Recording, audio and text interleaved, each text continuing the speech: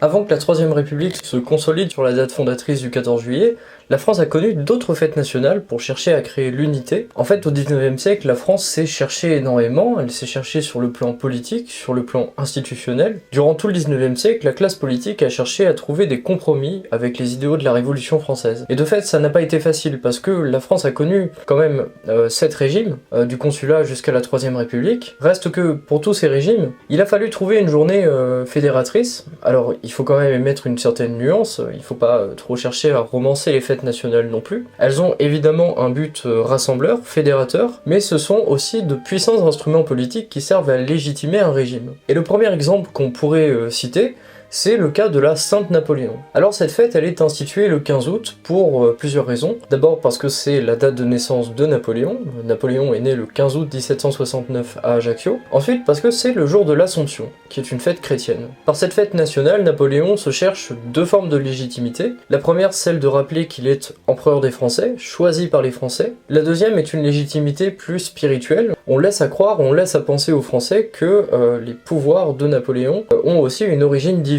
Alors lors de cette journée, on ne fête pas que la gloire de Bonaparte, mais aussi le rétablissement des relations entre l'église catholique et la France, par la signature du Concordat de 1801. C'est une fête qui donnait lieu à des Te Deum, donc à des messes solennelles, et les autorités locales devaient organiser des cérémonies officielles.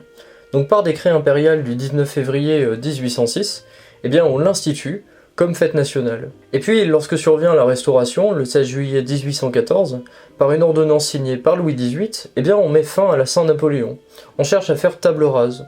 Et puis, on rétablit la Saint-Louis, en l'honneur de Louis XVIII, et la Sainte-Charles en l'honneur de Charles X. En fait, ce qui nous intéresse aujourd'hui, surtout, c'est pourquoi est-ce qu'on fête le 14 juillet. Eh bien, en 1879, la République peut enfin se pérenniser dans le temps. Le Sénat est passé sous majorité républicaine, et l'Assemblée nationale l'est depuis 1876. Alors, pour enraciner la République sur le temps long, eh bien les députés cherchent une fête nationale, une fête patriotique, une fête pour créer une identité républicaine. Alors les députés hésitent assez longuement. D'abord on pense à la date du premier jour des États généraux de 1789, le 5 mai. Ensuite on pense au 4 août, journée hautement symbolique puisqu'il s'agit quand même de l'abolition des privilèges. Et puis finalement on pense à une fête qui serait plus mémorable, à savoir le 14 juillet. Sauf que lequel 14 juillet? Parce qu'il y a celui de 1789, celui qui correspond à la chute symbolique de l'absolutisme royal, avec la prise de la Bastille. Et puis il y a celui de 1790, qui correspond à la fête de la Fédération, celle durant laquelle on demande à Louis XVI de prêter serment de fidélité devant une nation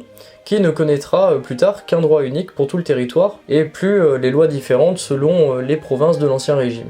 Alors les plus fervents républicains sont plutôt partisans de fêter la prise de la Bastille, forcément, alors que pour les députés les plus modérés, ils considèrent qu'il est mieux de fêter la fête de la Fédération, qui est considérée comme une journée plus consensuelle, plus festive. Et puis finalement, par compromis, la loi Raspail du 6 juillet 1880 institue le 14 juillet comme fête nationale, sans préciser de date particulière. Ce qui veut dire qu'aujourd'hui, vous pouvez soit décider de fêter la prise de la Bastille, ou la fête de la Fédération.